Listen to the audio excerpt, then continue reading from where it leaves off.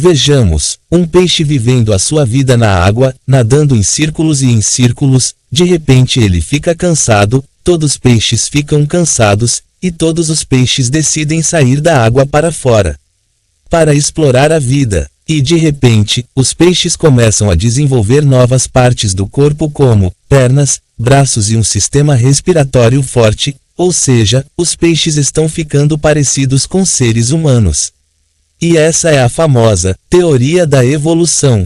A teoria da evolução é uma das teorias mais bem estabelecidas e amplamente aceitas na ciência, mas como qualquer teoria científica, ela tem suas falhas, limitações e dificuldades de explicar as coisas, e se ela tenta explicar coisas quase impossíveis, isso pode levar ao absurdo. Por exemplo, o peixe é um ser humano.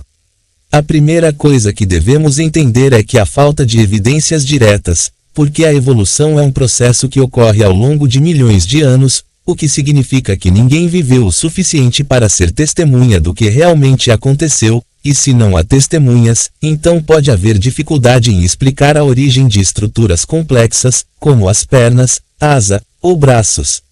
E o resultado sempre serão as ideias ou teorias, que só vão ocupar a mente das pessoas, mas a verdade está lá, há bilhões de anos onde ninguém foi testemunha, e a ciência que acha que é a única capaz de explicar, torna tudo isso absurdo.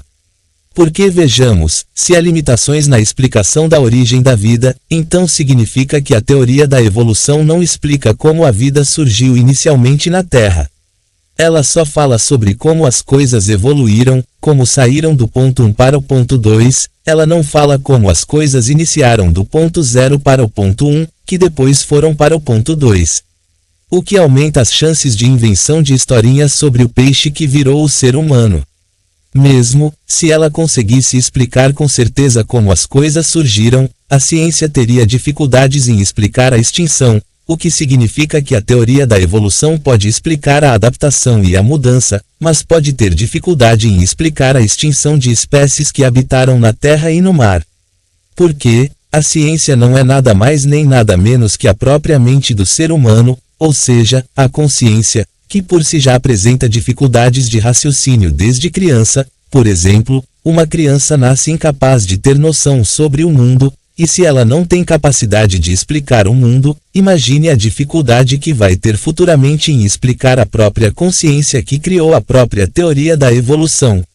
É muito complicado. A teoria da evolução pode explicar a adaptação e a mudança, mas pode ter dificuldade em explicar a origem da consciência e da autoconsciência.